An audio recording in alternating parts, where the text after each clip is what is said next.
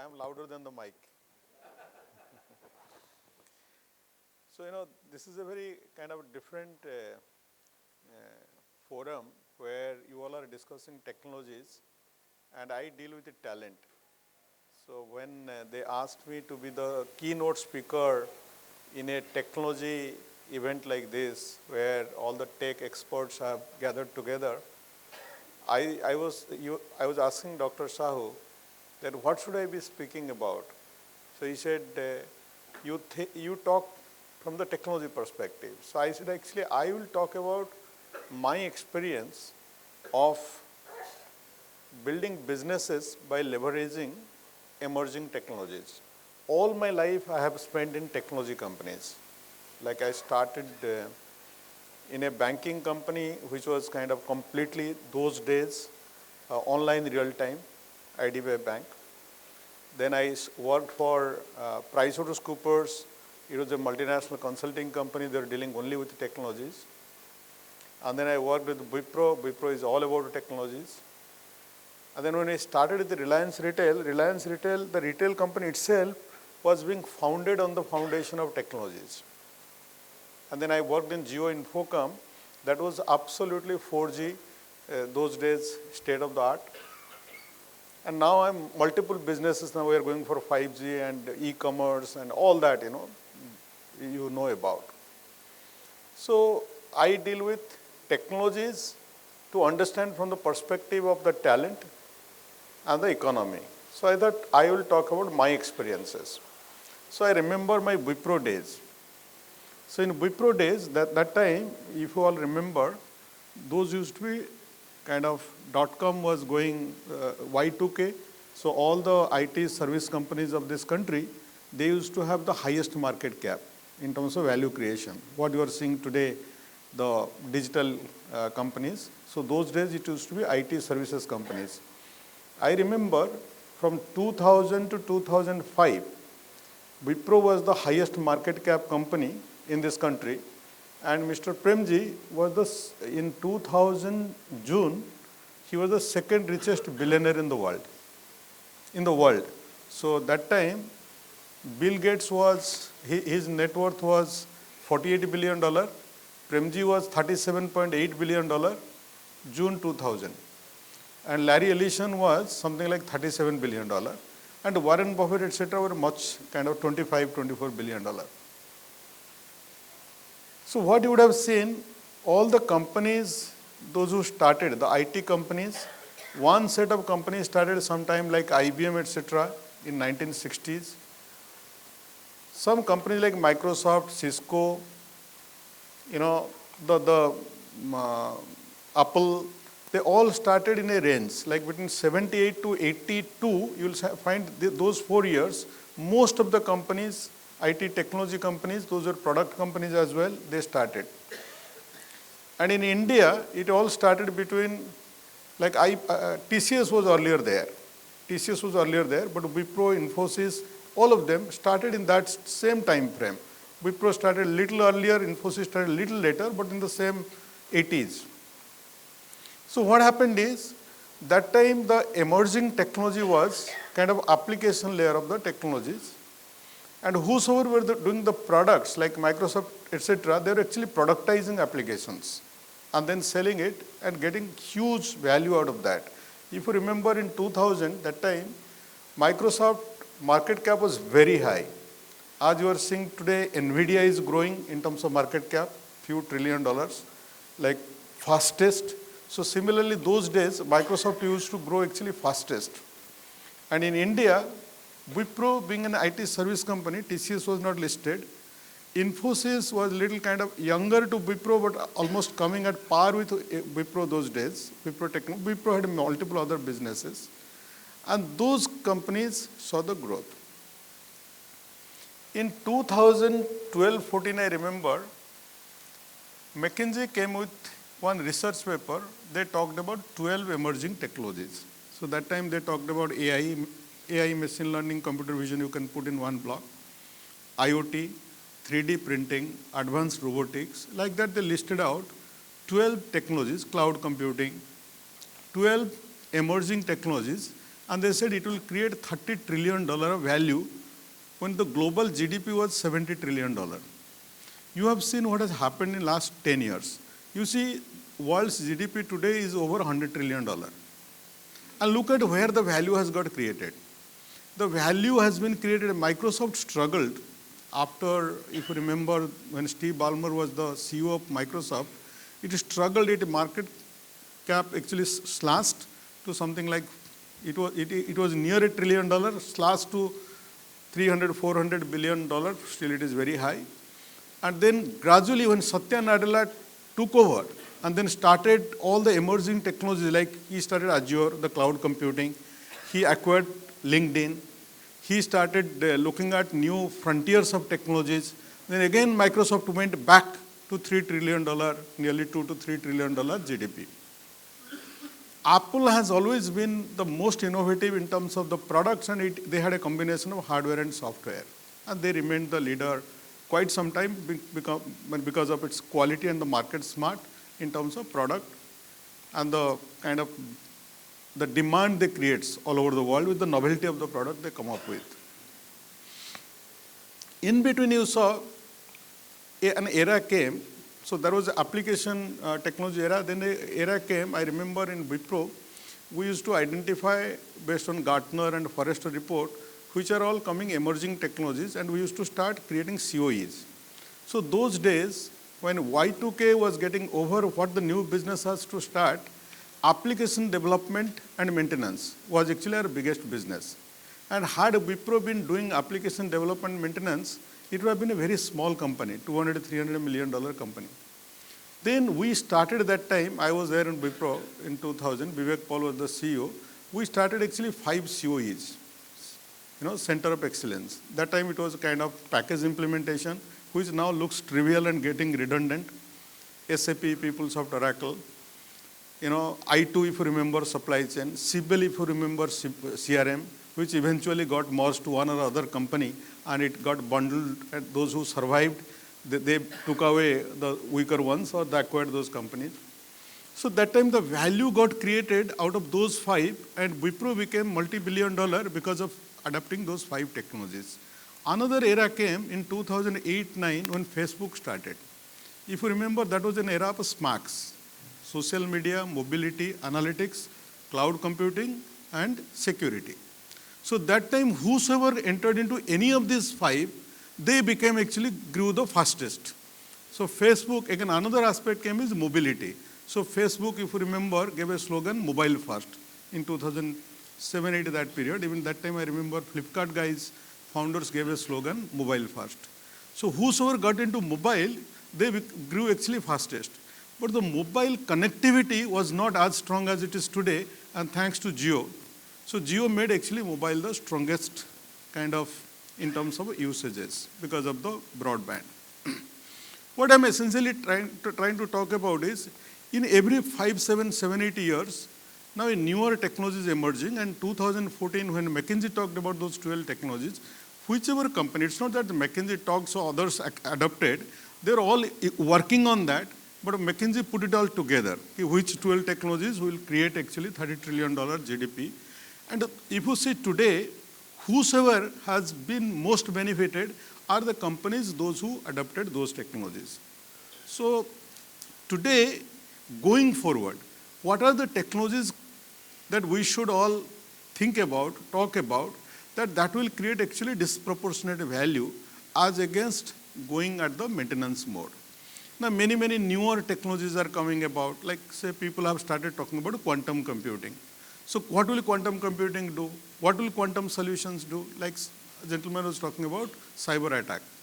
The cyber attack, if you look at the quantum computing, the fundamentals of quantum computing, then any passcode you make, it will not work only, because in few seconds, like everything they can break because of the speed.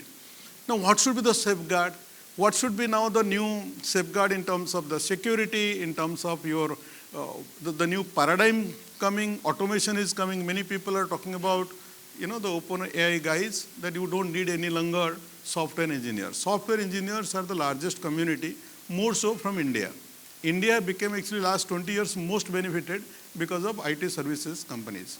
In 2014, McKinsey talked about automation of knowledge work. They said 70% of the engineers will be redundant. Computer engineers are not required. That time, many people, they didn't believe it. They were very skeptical. Today, if you see, that's actually happening. Last 2 years, none of the IT service companies have incrementally added to their manpower.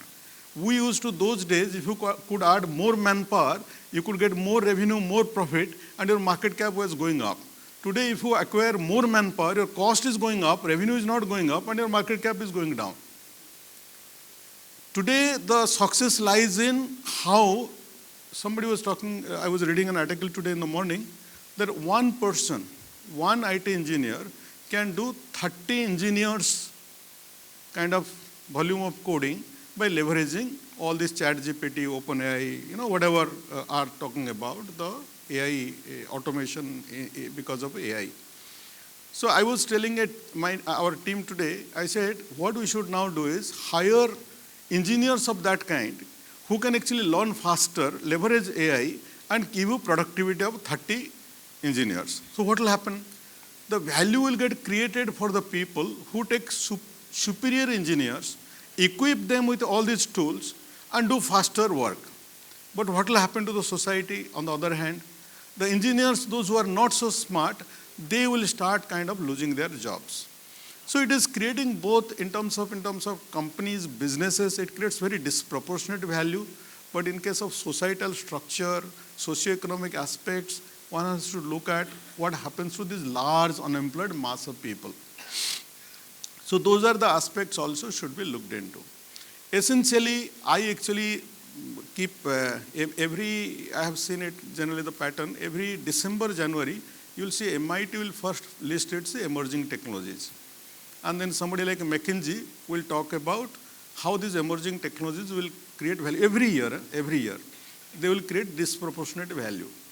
And then World Economic Forum, when the technologies get kind of applied and starts creating value, they will actually discuss there which technology created value. So my observation is, whenever a new technology is coming, some people say they remain resistant to it, some people become cynical about it, some people just embrace it. I belong to a class of people who embraces it. So when I see any new technology MIT is talking about, I call my team, I say these are the 15 technologies MIT has talked about this year. And it includes quantum computing. So in quantum computing, there are no resources. Where are the people? So list out all the 10 startups, largest startups of the world who are working on quantum computing. So either it is happening in the academic world or it is happening in some startup is tinkering around and trying to find out, or some innovative investors or some aggressive companies like, say, for example, those are in hardware space, they're trying to create quantum computer. So list out all their talent because we deal with the talent. And our group is such, we want to think always ahead of the time. So whenever it comes to the commercialization of the technologies, we should be the first to be there. So that's the way we have created teams in AI. I remember in 2014, we created an AI team of nearly 200, 300 people. That time, we started building up 14 to 16, 18. We had 300 AI scientists and engineers working for us. So that will be similar in other companies. Now, when our chairman is talking about AI in everybody's hand on a mobile phone, that means actually we started preparing for it. So we started, if you look at any technology, whether it is blockchain or advanced robotics or 3D printing, all these technologies, the groups like ours, they actually invest ahead of the time, both in terms of spotting the talent and looking for when this technology and talent can actually create business value, and accelerating the moment it starts creating the business value. So always, I just listed out, the 15 new technologies that is now emerging technologies are being talked about. Some of them will like kind of sound not here and not here now, but eventually these, if you see, some of them have started creating disproportionate value and they will continue to create more value. One is electrification and renewables. If you look at any companies now talking about renewables, their valuation is much different from all others. Some of them are actually adding the name. Now in India, if you add semiconductor into your company's name, then your market cap actually increases. The people start buying your share. So future of mobility mobility itself has changed, but future of mobility will be very different from what it is today. Advanced connectivity. Connectivity is already it's very advanced with like the kind of work Elon Musk and all are doing. So the connectivity is already very advanced. But furthermore advanced connectivity with the 5G, 6G, Wi-Fi 6 and 7, all of this My perspective is how to translate it into business value. And more so in my job, how to bring talent in this space. The fourth is applied AI. Fifth is climate tech beyond electrification and renewables. So when we are all busy in leveraging technology and creating business value, the planet we live in, that itself, you see the temperature is going up. All of us are experiencing it. Sometimes you find in Rajasthan desert, there is heavy rain and there is flood there. And where it was raining, like I belong to a place called Odisha, the monsoon after Kerala, it hits there and rains tremendously. The places where it was raining, it is reduced. The places where it was not raining, so those places are flooded. So we need to pay attention to that as well. If the planet is getting affected, even if we create business value within the planet, it is not of much use. Cloud and edge computing. It has been creating disproportionate value quite some time, and it looks like with all this Industry 4.0 and automation, it will continue to create much more value going forward. Web 3. Web 3, when Meta Group started and they struggled, but they were probably early, ahead of time. But eventually you will see those will stay invested and those will start applying that technology, they will also create disproportionate value. Trust architecture and digital identity. So it was talking about the cyber security, that has a relation with the trust architecture and digital identity. One of our friends, his name is here, data safeguard. So now all of our identities, many times you see, is kind of getting exploited. 3 days ago, there was a story that digital arrest. So somebody couldn't go out of the house because he was digitally arrested. Unless you pay 3 lakhs rupees in Noida, then you will not be allowed to get out of the house. So with all this IoT infrastructure or the automated work environment, office environment, all that we live in, and when you get digitally arrested, it is going to create tremendous difficulty. Future of bioengineering. You are seeing now babies can be produced in the factories. Immersive reality technologies. So these are the technologies actually we have started researching into in terms of working on for the future. Future of space technologies. India has done tremendous progress on space, and more so it looks like people have started thinking how to mine, how to do mining in the space, how to generate electricity in the space, how to actually have inter-celestial movements like Mars, how to go and live in Mars, how to go on and kind of a tour there. So those are the things you can see it has started becoming reality. Generative AI, anyway, we are all experiencing today. Nowadays, whatever we are doing, I was a management consultant, so we used to we charge a lot of money and write kind of HR, organization structure, strategy, job description, etc. Today, in few minutes, you give a search, any job description you want to write, you generate from ChatGPT, and you will generate kind of hundreds of job descriptions. Organization structure is getting designed without the help of any consultant. We used to take millions of dollars for designing organization structures. Now it is actually the generative AI is generating in few seconds. What will consultants do? So how to leverage it more? Like yesterday, somebody was telling, like generative AI has started processing the video footprints, images. Like earlier, if you are here, if there are a few cameras, then it can start processing, and because of all the technologies, advanced technologies, it can actually interpret it. It can interpret it. So in a mall or in a retail store, so if the people are coming into the store, if the video is capturing it, then the ChatGPT, it has now ability to actually process those images and give you intelligence of the customer behavior, customer identity, etc. One way it is good for the retailer, but imagine from the privacy perspective, from the identity perspective, what it does to the individual. Industrializing machine learning, this is going to be in large scale. Next generation software development, like I was talking about that. Quantum technologies. My biggest interest is in this area, quantum technologies. I am actually personally reading a lot nowadays. Almost every day I am reading 1 hour or so on quantum technologies. I believe, and I have been seeing what the reports are coming, in next 5 to 10 years, probably anybody getting into quantum technologies or quantum computing will create actually the biggest value on this planet. And all that we read in kind of Shastras, Srimad Bhagavatam and others, like about the universe, multiverse, the limitlessness of the universe, probably all those things will start, part of that start revealing maybe much better than it has revealed so far. So we are living in an extraordinary time. So from the perspective of creating business value, leveraging emerging technologies, or the sustainability of the planet, it is like a dynamic equilibrium. It's no longer in anybody's control. Like the universe is in nobody's control. But still universe ecosystem is there, it is self-sustaining, and it keeps managing itself, automated manner. So some such situation looks like near that is coming, and we are losing the handle of it. So they are now saying AI will be, today I think morning, Elon Musk said, AI will be smarter than any individual. So collectively we may still win over it, but then for every individual, it will be smarter than any individual on the planet. Means its IQ will be higher than any individual on the planet. And still there is some chance, he says, that with collective intelligence, we may still beat kind of AI. So we are living in a really interesting kind of situation. Our children will see much more future going forward. But in our lifetime also, we'll see very dramatic, difference in what we have seen so far.